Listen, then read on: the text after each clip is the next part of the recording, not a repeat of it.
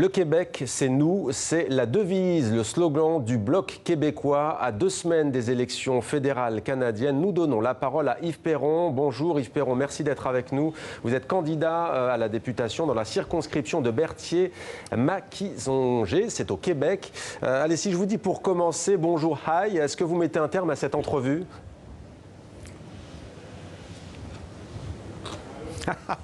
C'est une bonne blague, en effet. Non, on ne mettra pas un terme. Par contre, on va s'assurer que le français est la langue officielle au Québec. Rien n'empêche d'accueillir les gens en français et ensuite de passer à l'anglais si nécessaire, par courtoisie.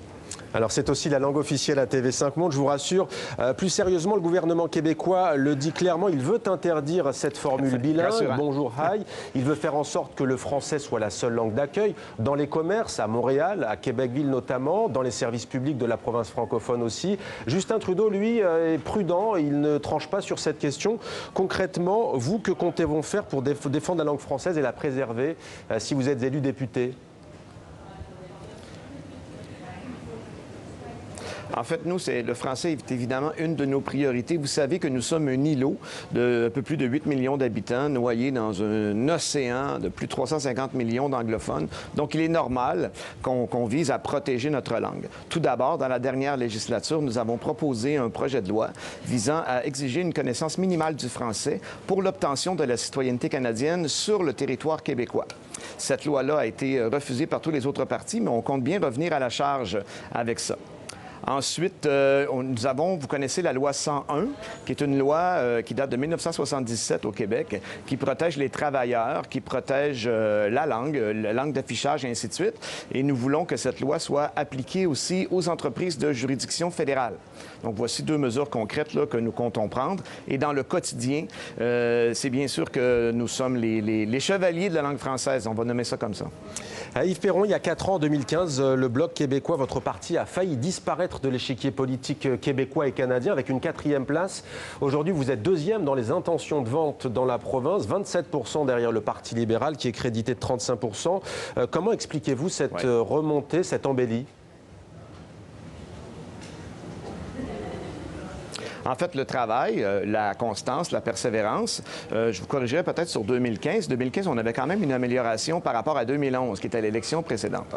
L'élection 2011, c'était difficile. En 2015, nous avons plus que doublé notre députation. Donc, c'est une progression constante depuis ce temps-là. Et en 2019, on croit que c'est la bonne foi, en fait. C'est le retour du Bloc québécois parce que les gens au Québec se rendent bien compte que depuis 2011, depuis le moment où le parti n'est pas reconnu à la Chambre des communes, le Québec a perdu beaucoup au sein de la Fédération canadienne. Nous ne sommes pas respectés ou moins respectés quand nous ne sommes pas nombreux là-bas pour aller défendre nos intérêts. Alors, notre fonction première à nous, c'est d'être la voix de l'Assemblée nationale du Québec dans le Parlement d'Ottawa, aller représenter notre nation dans ce Parlement qui est dominé par une autre nation, qui est la nation canadienne et qui vote des lois selon ses intérêts à elle. Donc, nous devons être présents pour s'assurer de protéger nos acquis et notre monde, tout simplement. Yves Perron, vous avez fait de la laïcité une de vos priorités. C'est une question qui semble-t-il vous a aussi porté. Pourquoi cette priorité?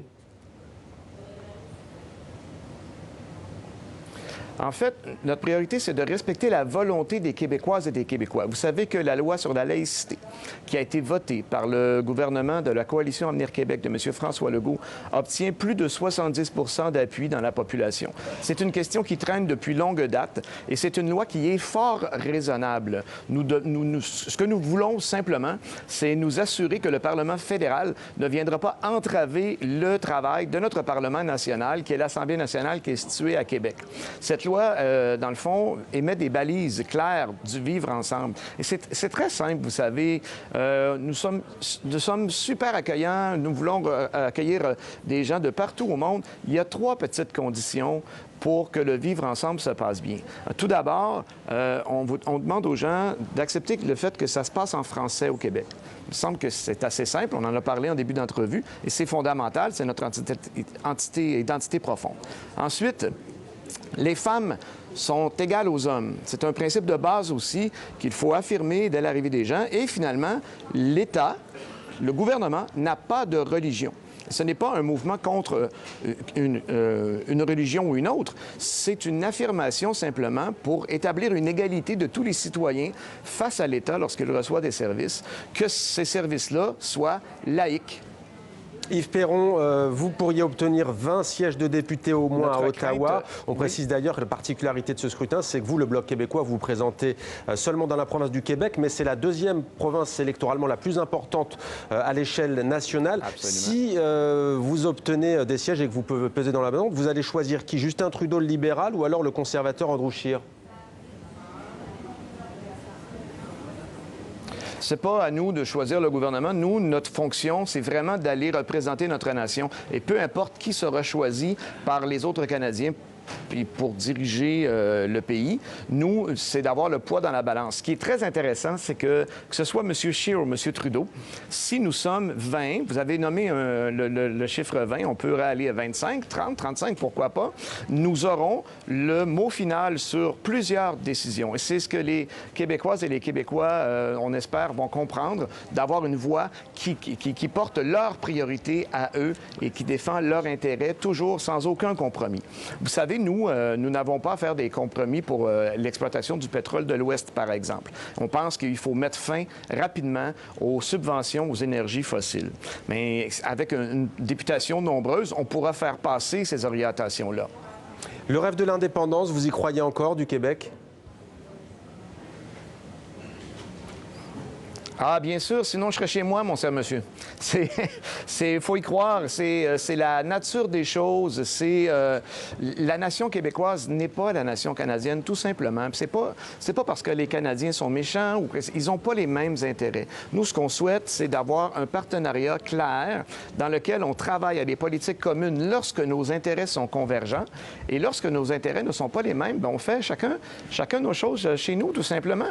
Et vous avez parlé de la loi sur la laïcité, c'est un bel exemple. Le modèle du multiculturalisme canadien ne convient pas au Québec. Nous, on vise un modèle interculturaliste où on intègre les gens dans la société plutôt que de créer des ghettos où les gens vivent séparément les uns des autres. Et moi, je considère que c'est beaucoup plus accueillant comme modèle et c'est ce que l'ensemble, en tout cas la grande majorité des Québécoises et des Québécois considèrent. C'est un exemple parmi tant d'autres qui démontre la nécessité de développer notre État.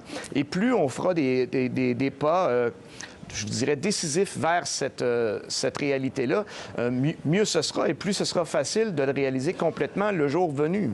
Il faut y croire, il faut garder espoir. Merci beaucoup Yves Perron d'avoir répondu à nos questions. Je rappelle que vous êtes candidat à un poste de député. Les élections, ce sera le 21 octobre, dans 2 semaines.